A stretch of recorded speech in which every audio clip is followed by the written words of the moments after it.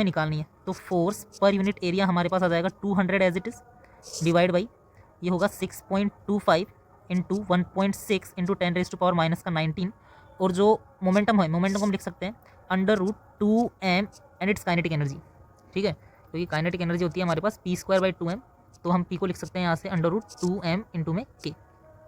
Values डालते हैं यहाँ पे, तो ये हमारे पास आ जाएगा 200 as it is √2 as it is, जो मास ऑफ इलेक्ट्रॉन होगा वो 9 इंटू 10⁻⁻13 वोल्ट, सॉरी 9 इंटू 10⁻31 हो जाएगा। और जो काइनेटिक एनर्जी रहेगा इलेक्ट्रॉन का वो हो जाएगा चार्ज इंटू पोटेंशियल, जो कि पोटेंशियल हमें दे रखा है, और divide by 6.25 into 1.6 into 10⁻⁻19। Again अगर हम यहाँ पे चार्ज का वैल्यू और पोटेंशियल का वैल्यू डाल देते हैं तो हमारे पास फोर्स का वैल्यू निकल के आ जाएगा, और वो आएगा हमारे पास that will comes out to be 200। Charge होगा हमारे पास 1.6 इंटू 10⁻⁻19, और जो पोटेंशियल हमें गिवन था, पोटेंशियल था 500 वोल्ट का, तो पोटेंशियल हो जाएगा हमारे पास 500 वोल्ट। तो force per unit area will be equals to 24 into 10⁻⁻⁴ newton के जितना। यहाँ पे हमसे n का वैल्यू पूछा था, so n will be comes out to be 24। ठीक है, ये हमारे पास इसका आंसर हो। Here we have one more question and this will come in 2004। इस क्वेश्चन में ज़्यादा कोई टिपिकल क्वेश्चन है नहीं, काफ़ी स्टैंडर्ड सा क्वेश्चन है। काफ़ी बार इसी तरीके के क्वेश्चन को घुमा फिरा के मेंस में और एडवांस में दोनों में पूछ रखा है। तो यहाँ पे 3 हमारे पास मेटल थे A, B और C, तीनों का जो है वो हमें IV कैरेक्टरिस्टिक कर्व दे रखा है, और इस IV कैरेक्टरिस्टिक कर्व में हमसे फ्रीक्वेंसी जो कि फोटोन्स की फॉल हो रही है हर एक मेटल पे, और इंटेंसिटी, इनके बीच में रिलेशन पूछ रहा है। ठीक है, IB and IC with the intensities and frequency FA, FB and FC। तो हमें इन तीनों के बीच में रिलेशन बताना है कि किस तरीके से आपस में एक दूसरे से रिलेटेड रहेंगे। तो देखते हैं यहाँ पे, अगर हम सरफेस A और B की बात करें, यहाँ पे जो हमारे पास मेटल A और B हैं, तो A और B को हम गौर से अगर देखें तो ये यहाँ पे एक दूसरे के साथ सिमिलरिटी दिखा रहे हैं, और इस पॉइंट को हम बोलते हैं स्टॉपिंग पोटेंशियल। ये हमारे पास होता है स्टॉपिंग पोटेंशियल। तो मैं यहाँ पे लिख सकता हूँ कि जो A का स्टॉपिंग पोटेंशियल और जो B का स्टॉपिंग पोटेंशियल होगा वो सेम होगा, यहाँ से हम ऐसा देख सकते हैं। और जो हमारे पास C का स्टॉपिंग पोटेंशियल है वो यहाँ मिलेगा, और C का स्टॉपिंग पोटेंशियल बड़ा होगा किससे, A से और B से। ठीक इसी तरीके से अगर हम करंट के लिए बात करें, सैचुरेशन करंट का, तो सैचुरेशन करंट में हमारे पास जो IB का और जो IC का वैल्यू होगा, ठीक है, मैं करंट को स्मॉल आई से रिप्रेजेंट करता हूँ, तो जो IB का और जो IC का वैल्यू होगा मैक्सिमम करंट का, वो सेम रहेगा, क्योंकि ये मैक्सिमम सैचुरेशन करंट यहीं पे जाके कोलैप्स हो रहा है दोनों के लिए। और जो मेटल A होगा, इसका जो करंट का वैल्यू रहेगा वो छोटा रहेगा, किससे, B से और C से। तो जो हमें एक रिलेशन मिला है वो रिलेशन ये है कि IA का वैल्यू छोटा रहेगा IB से, और IB का वैल्यू बराबर रहेगा IC के। करंट के बारे में हमने यहाँ से रिलेशन निकाल लिया। ठीक है। इसी तरीके से हम पोटेंशियल, स्टॉपिंग पोटेंशियल के बारे में रिलेशन लिख सकते हैं कि जो वी ए होगा हमारे पास, इसका स्टॉपिंग पोटेंशियल बराबर होगा वी बी के, और ये दोनों छोटे रहेंगे हमारे पास किससे, सी के स्टॉपिंग पोटेंशियल से। ये हमारे पास रिलेशन आया है स्टॉपिंग पोटेंशियल का, स्टॉपिंग पोटेंशियल।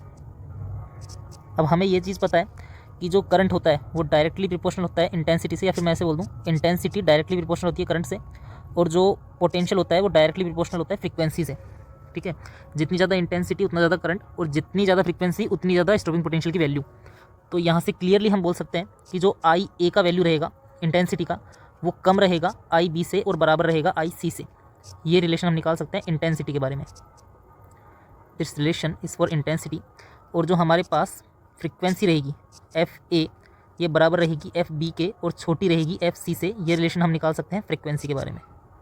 यही पूछा था, 2004 का क्वेश्चन है, काफ़ी सिंपल सा क्वेश्चन है, लेकिन ऐसे ही सवालों को घुमा फिरा के पूछा जाता है। हमें आई वी कैरेक्टरिस्टिक कर्व को काफ़ी अच्छे से देख लेना चाहिए ताकि यहाँ पे कन्फ्यूजन ना हो। यहाँ पे मैं एक और क्वेश्चन छोड़ रहा हूँ आप लोगों के लिए। ये जो एक नीचे क्वेश्चन दे रखा है फोटो इलेक्ट्रिक इफेक्ट का ही है, तो आप इसका आंसर जो है वो कमेंट सेक्शन में एक बार ज़रूर टाइप कीजिएगा, ठीक है। और all the best for your preparations.